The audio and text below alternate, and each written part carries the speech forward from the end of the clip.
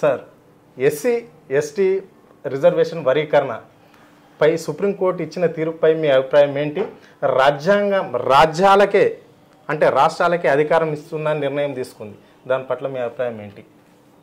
యాక్చువల్గా ఇది ఒక రకంగా స్వాగతించాల్సిన జడ్జిమెంటు, మరొక రకంగా కొండను తవ్వి ఎలకను పట్టిన జడ్జిమెంటు అని నా అభిప్రాయం. ఎందుకు ఈ రకంగా మాట్లాడాల్సి వస్తుందంటే, మీకు 565 పేజీల జడ్జిమెంట్ ఇది.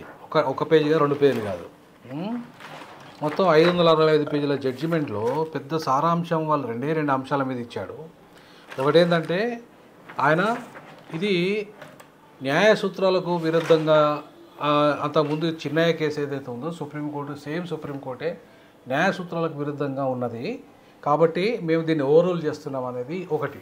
సహజ న్యాయ సూత్రాలకి దాన్ని మాత్రం మనం వెల్కమ్ చెప్తాం, 100% దాన్ని వెల్కమ్ చెప్తాం. సహజ న్యాయ సూత్రాలకు విరుద్ధంగా గతంలో చిన్నయ్య కేసు అనేది ఇచ్చిందనేది దాన్ని వెల్కమ్ చెప్తాం.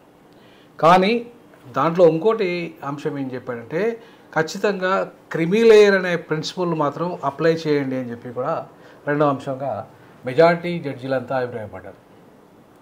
సో ఇక్కడే ప్రాబ్లం అంతా ఉంది. ఇప్పుడు ఇప్పటిదాకా నేను చదువుతాను చూడ, విక్రమ్నాథ్ గారు ఏమంటారంటే, I'm generally in agreement with the reasons and conclusions arrived in the opinion honourable chief justice and brother justice Gavai, in particular that the holding in E V Chinnaiah that subclassification within scheduled caste was impermissible, it does not lay down the good law and stands overruled అన్నాడు. కరెక్టే, ఇది good లా కాదు అంటే ఇది సహజ న్యాయ సూత్రాలకు విరుద్ధంగా ఇచ్చిన జడ్జిమెంటు అనేదాన్ని నేను దాన్ని ఓవర్రూల్ చేస్తున్నా అని చెప్పేసి విక్రమ్నాథ్ గారు జడ్జిమెంట్ ఇచ్చారు. దాన్ని కూడా నేను కూడా అంగీకరిస్తున్నా. బట్ ఆయన ఇంకా ఏమంటాడు అంటే, does not lay down good law and stands overruled. Further, any exercising involving subclassification by the state must be supported by the empirical data. ఇది కూడా బాగానే ఉంటుంది. ఎంపిరికల్ డేటా అనేది కూడా మంచి జడ్జిమెంటే. ఎందుకంటే ఎక్కడైనా ఎవరికి అన్యాయం జరిగిందనే డేటా తీసుకొని ఆ స్టేట్లో అమలు చేసేటప్పుడు ఎవరికి ఏ వర్గాలకు అన్యాయం జరిగింది, 59 కులాలు కావచ్చు, ఇంకా కొన్ని రాష్ట్రాలలో ఇంకా ఎక్కువ కావచ్చు, తక్కువ కావచ్చు, దాంట్లో మాత్రం ఖచ్చితంగా డేటా తీసుకోండి. ఆ డేటా బేస్గా మీరు వాళ్ళకు రిజర్వేషన్ల పంపిణీ చేయండి అని చెప్పేసి చెప్పడం జరిగింది. ఇక్కడ వరకు మనం దీన్ని 100% అంగీకరిద్దాం. Okay.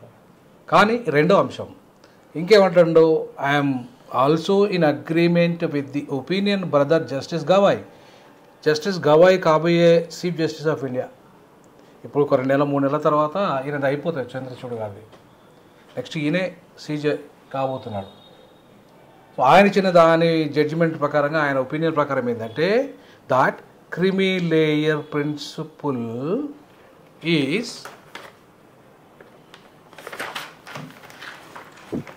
that the criteria for exclusion of creamy layer from scheduled caste and scheduled tribe. ఇది చాలా డేంజర్. ఎందుకు డేంజర్ అంటున్నా అంటే మాట, అగ్రవర్ణ పేదలు అంటరాని కులాలు ఒక్కటే అనేట్టుగా కలరింగ్ ఇచ్చారు వీళ్ళు. అంటరాని కులాలకు అగ్రవర్ణ పేదలకు ఎంత తేడా ఉందండి? చాలా తేడా ఉంటుంది. చెప్పండి. ఒక బ్రాహ్మణుడు నేను కులానికి తక్కువ కాదు కానీ ధనానికి తక్కువ అన్నాడు. ధనానికి తక్కువ అయినా సరే కులానికి తక్కువ కాదంటాడు. ఒక మాలమాదిగడు 100 కోట్లు ఉండని 1,00,000 కోట్లు ఉండని వాడికి గర్భగుడిలోకి ఎంట్రీ లేదు హిందూ దేవాలయాలు. సో నేను కులానికి తక్కువ కాదు, ధనానికి తక్కువ, ఇంత అంటే ఏమి చదవకపోయినా బుడ్డగోసి పెట్టుకొని పోయినా కూడా గర్భగుడిలోకి ఎంట్రీ ఉంది బ్రాహ్మణునికి, అగ్రకులాలకి.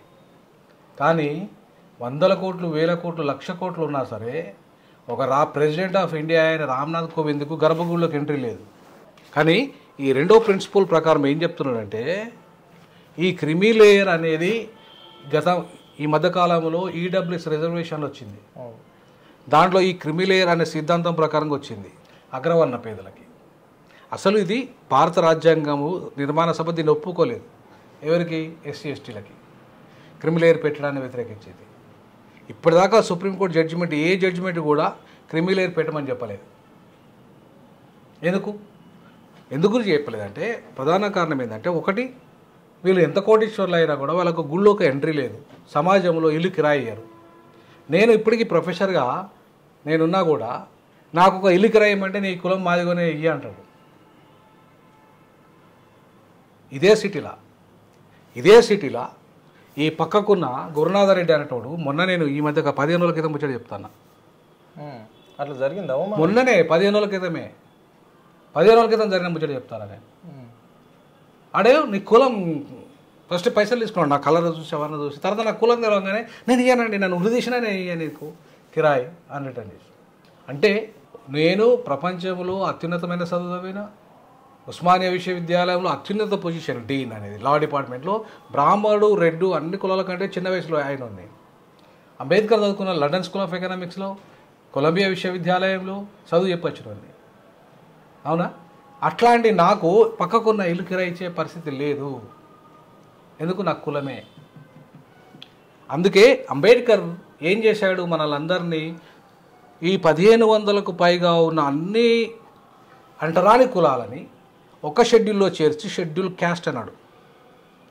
తర్వాత 3000కు పైగా ఉన్న ఈ షెడ్యూల్ తరగతులను అందరినీ అంటరానితనం అనేది ఉంది కాబట్టి వాళ్ళందరినీ కలిసి ఏం చేశాడు, ఒక గొడుగుల షెడ్యూల్ ట్రైబ్ అన్నాడు. మనల్లంతా హోమోజేనియస్ అనే వర్గం కింద అంబేద్కర్ అండ్ బ్రిటిష్ వాళ్ళు ట్రీట్ చేశారు. ఎందుకంటే అన్టచబిలిటీ అనేది మనకుంది కాబట్టి. కానీ ఈ జడ్జిమెంట్లో ఏమంటాడు ఆయన, హోమోజేనియస్ కాదు అంటాడు. Schedule caste are not homogeneous అంటాడు. అంటే అంటే అగ్రవర్ణాలే పేదలు ఎట్లయితే హోమోజీనియస్ కాదో షెడ్యూల్ కులాలు కూడా కాదు. ఎందుకంటే దాని డబ్బున్నోడు కూడా ఉంటాడు, పేదోడు కూడా ఉంటాడు, కరెక్టే. కానీ వీళ్ళందరూ అంటరానోళ్ళే, డబ్బులున్నా లేకపోయినా అంటరానోడే. గుళ్ళోకి ఎంట్రీ ఉండదు, కిరాయి ఇయ్యరు, ఇల్లు కిరాయి ఇయ్యరు. అట్లాగే సమాజంలో హోదా ఇవ్వరు, సమాన హోదా ఇవ్వరు. రాజకీయ రంగంలో మాదిగోనికి ఒక టికెట్ రేవంత్ రెడ్డి ఎందుకు ఇవ్వలేదు? ఎప్పుడు ఇవ్వలేడు? మొన్నటి ఎన్నికల్లో ఇవ్వలేదు కదా, ఒక్క సీట్ ఇవ్వలేదు కదా, 3 రిజర్వేషన్లలో ఒక్క సీట్ ఇవ్వలేదు కదా, పార్లమెంట్ ఇవ్వలేదు కదా, ఒక్క సీట్ ఇవ్వలేదు కదా. రేవంత్ రెడ్డి ఎందుకు ఇవ్వలేదు? ఎందుకు ఇవ్వలేదంటే నేను రెడ్డోని, నా ఇష్టము, కాంగ్రెస్ పార్టీ రెడ్ల పార్టీ, మేము ఇవ్వకపోతే మీరేం చేస్తారా? మీరేం చేస్తారు? మమ్మల్ని కొడతారా? అదే రేవంత్ రెడ్డి అదే అహంకారంలో ఉన్నాడా? అదే అహంకారంలో ఉండే కదా ఇయ్యంది కాంగ్రెస్ పార్టీ స్వాతంత్రంలో. అంతే కదా, అదే అహంకారం కదా, రెడ్డి అహంకారం అదే కదా, అదే అహంకారంతోనే కదా ఇవాళ సీట్ ఇవ్వండి. మరి అదే మాదిగా దండోరకి ఇవాళ ఈ జడ్జిమెంట్లో మీరు హోమోజీనియస్ కాదు, హెటిరోజీనియస్ అంటే అగ్రవర్ణ పేదలు ఎట్లయితే అధికంగా డబ్బు వెనుక అంటే డబ్బున్న వాళ్ళు డబ్బు లేని వాళ్ళు ఎట్లయితే 8 లక్షల కేటగిరీ వాళ్ళకు ఉన్నదో, వాళ్ళకి ఎట్లయితే ఉన్నదో 8 లక్షల కేటగిరీ ఎట్లయితే పెట్టిండో అట్లనే మీకు ఆర్థిక ప్రాతిపదికన కేటగిరీ పెడుతున్నాము, పాటించాలి దాన్ని అని చెప్పి మెజారిటీ జడ్జిల జడ్జిమెంట్ ఇచ్చారు. మరి ఇది ఎట్లా ప్రిన్సిపల్స్ ఆఫ్ నేచురల్ జస్టిస్కు ఈ భారత సామాజిక వ్యవస్థకు వర్తిస్తుంది? ఏ రకంగా సుప్రీంకోర్టు ఏ అంతరాని వాళ్ళను అగ్రవర్ణ పేదలను ఒకటే ఘాటిని కడుతుంది? ఇప్పటి వరకు బ్యాక్లాగ్ పోస్టులు అట్లనే ఉండి దాంట్లో మీరు అర్హులే లేరని చెప్తున్నారు. అర్హులే లేరు మీ ఎస్సీ ఎస్టీలో నుండి అని చెప్పి బ్యాక్లాగ్ 2,50,000 బ్యాక్లాగ్ పోస్టులు ఉమ్మడి ఆంధ్రప్రదేశ్లో ఎవరైతే రాజశేఖర్ రెడ్డి, కిరణ్ కుమార్ రెడ్డి దాకా ఉన్న బ్యాక్లాగ్ పోస్టులు నింపలేదు. అవి నింపకపోతే దాన్ని జనరల్ చేసినారు. ఆ జనరల్ చేసి ఆంధ్రప్రదేశ్ కొన్ని, తెలంగాణకు కొన్ని ఇచ్చిర్రు. ఆ ఇచ్చిన వాటిని కూడా ఇంకా దాంట్లో జనరల్ చేసిన తర్వాత కూడా అవి నింపలేదు. నింపిన దాంట్లో 38,000 పోస్టులు మాత్రమే ఆ ఉమ్మడి మన తెలంగాణ రాష్ట్రంలో టీఆర్ఎస్ పార్టీ నింపింది. 38,000 పోస్టులు నింపితే దాంట్లో ఎస్సీలకు ఎన్ని వస్తాయి? 15% పోస్టులు అంటే ఎన్ని వస్తాయి? 38,000 డివైడెడ్ బై 15% అంటే ఎన్ని పోస్టులు వస్తాయి? 10,000కు ఎంత? 1000 పోస్టులు. అవునా? 30,000కు 3,000 పోస్టులు. 3,000 ప్లస్ 38,000 ఎంత వస్తాయి? 2,000 వస్తాయి. అంటే 4,000, 3,500 అనుకుందాం. 3,500 లేదా 4,000 అనుకో మనకు వచ్చే పోస్టులు. ఈ 4,000 పోస్టులలో మాదిగలకు ఎంత వస్తాయి? 60%. 60% పోస్టులు వస్తాయి. అవునా? 60% అంటే 4,000 60% అంటే ఎంత? అంటే ఒక 3,000 కూడా ఉన్నాయి, 2,000 చిల్లర ఉంటాయి. ఈ 2,000 చిల్లర పోస్టుల కోసం 30 ఏళ్ళ పోరాటం జరిగింది.